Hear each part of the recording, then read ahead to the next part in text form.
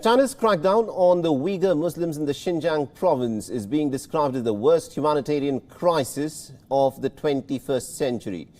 And now the global community is waking up to the plight of the Uyghur Muslim minority in the Xinjiang province. So we get you a roundup of the campaigns that are underway around the world in the battle against Chinese oppression.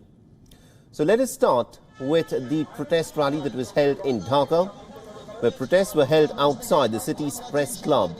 It was organized by a group called the Liberation Fighters Forum, and it was held to commemorate the Uyghur Repression Day.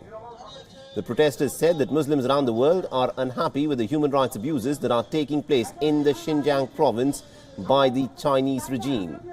They formed a human chain outside of the press club and also held up placards with messages of solidarity with the Uyghurs. The protests are also being planned outside the Chinese embassy in Dhaka.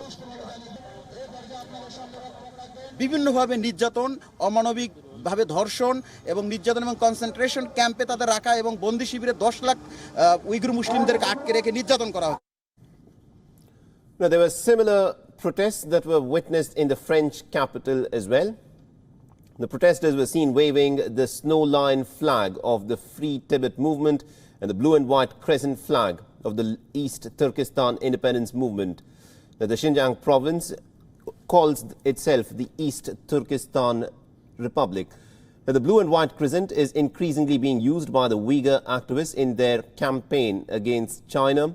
The protesters called on the French President Emmanuel Macron to raise the issue of the Uyghur detention camps with his Chinese counterpart. There are also multiple online campaigns as well. While China's digital firewall prevents these campaigns from gaining traction inside of China, the rest of the world has joined the bandwagon. Now, take this poster that will come up on your screens, for instance.